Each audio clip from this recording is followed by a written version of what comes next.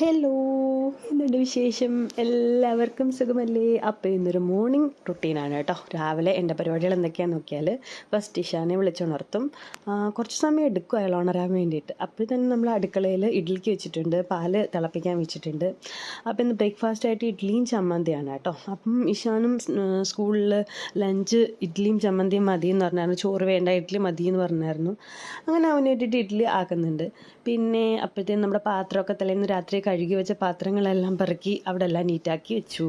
ശേഷം ചമ്മന്തി അരയ്ക്കാൻ നേരത്തെ ചെറിയ ഉള്ളിയും പച്ചമുളകും അതുപോലെ തന്നെ ഇഞ്ചിയും തേങ്ങയൊക്കെ ഇട്ടിട്ട് ചമ്മന്തി അരച്ചു കേട്ടോ.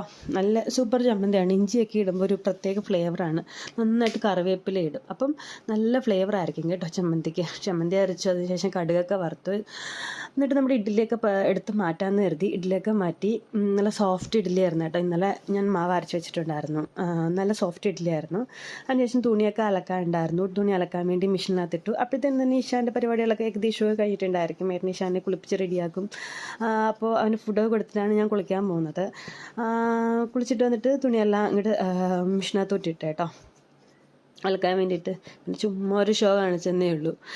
മിഷീനകത്ത് തുണി അലക്കുന്ന സമയത്ത് തന്നെ പിന്നെ ഇഷാൻ്റെ ലഞ്ച് ബോക്സൊക്കെ പാക്ക് ചെയ്തു. അത് പാക്ക് ചെയ്ത് നമ്മുടെ ലഞ്ച് ബാഗിലോട്ട് വെക്കാമെന്ന് കരുതി. അപ്പോൾ ഇഡ്ഡലിയും ചമ്മന്തിയും തന്നെയാണ്.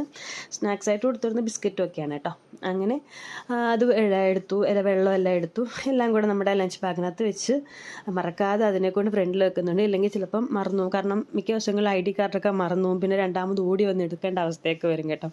അതുകൊണ്ട് ഇന്ന് നേരത്തെ തന്നെ എല്ലാം റെഡിയാക്കി ഫ്രണ്ടിൽ തന്നെ കൊണ്ടുവച്ചിട്ടുണ്ടായിരുന്നു.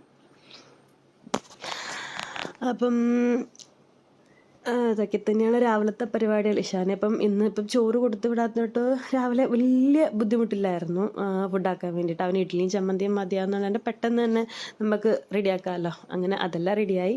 പിന്നെ ഇഷാനെ റെഡിയാക്കി വിളക്കൊക്കെ കത്തിച്ച് അവൻ തൊഴാൻ വേണ്ടി വന്നിരുന്നു. അപ്പോൾ തൊഴാൻ വേണ്ടി വന്നപ്പോൾ അമ്മ വീഡിയോ എടുക്കാണോ എന്നൊക്കെ ചോദിച്ചിട്ട് എന്നെ ഇങ്ങനെ നോക്കുകയാണ്. അപ്പം ഞാൻ അവൻ്റെ വീഡിയോ എടുത്തപ്പോൾ ചുമ്മാ അവൻ സൈറ്റൊക്കെ അടിച്ച് കാണിക്കുക.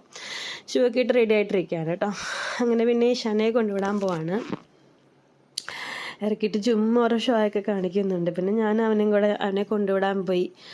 ഇത് നമ്മുടെ തൊട്ടപ്പുറത്തുള്ളൊരു പറമ്പാണ് കേട്ടോ. അവിടെ റബ്ബറായിരുന്നു. റബ്ബറൊക്കെ മുറിച്ചിട്ട് ഇപ്പം നല്ല പ്ലെയിനായിട്ട് കിടക്കുകയാണ്.